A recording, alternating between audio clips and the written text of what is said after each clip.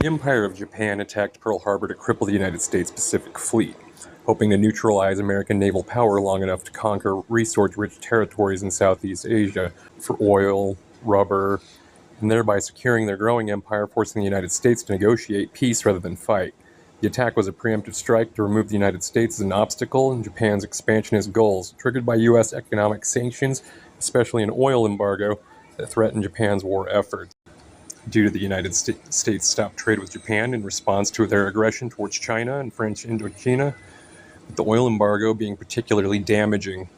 Pearl Harbor, with its main Pacific Fleet base, was seen as a significant threat to Japan's expansion plans.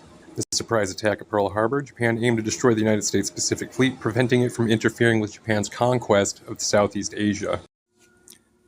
Japan completely underestimated the American spirit. The Zero was considered to have been the most capable carrier-based fighter in the world when it was introduced early in World War II, combining excellent maneuverability, high airspeed, strong firepower, very long range. The Imperial Japanese Navy Air Service also frequently used this in land-based fights. In early combat operations, the Zero gained a reputation as a dogfighter, achieving an outstanding kill ratio of 12-1. By mid-1942, a combination of new tactics and the introduction of better equipment enabled Allied pilots to engage in the Zeros on generally equal terms.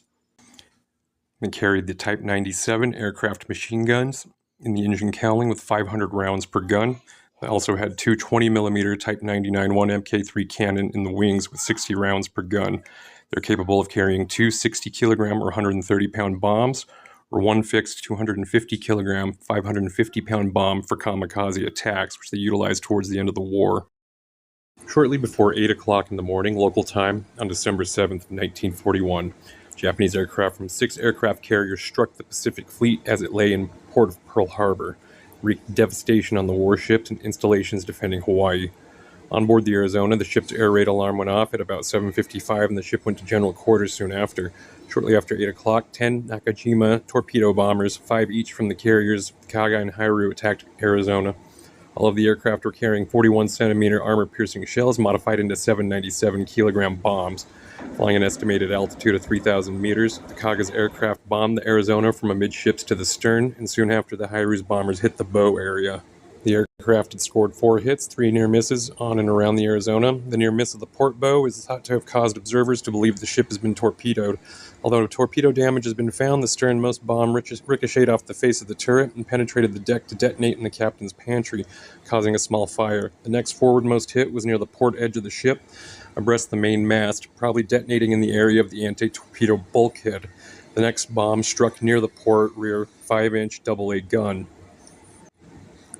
The last bomb hit at 8:06 in the vicinity of turret number 2, penetrating the armored deck near the magazines located in the forward section of the ship. While not enough of the ship is intact to judge the exact location, its effects are indisputable. 7 seconds after the hit, forward magazines detonated into a cataclysmic explosive, mostly venting through the sides of the ship and destroying much of the interior structure of the forward part of the ship. This caused forward turrets and conning tower to collapse down from 25 to 30 feet, and the foremost and funnel to collapse forward, effectively tearing the ship into 2 pieces. The bombs and the subsequent explosion killed 1,177 of the 1,512 crewmen on board at the time. I ask that the Congress declare that since the unprovoked and dastardly attack by Japan on Sunday, December 7th, 1941, a state of war has existed between the United States and the Japanese Empire.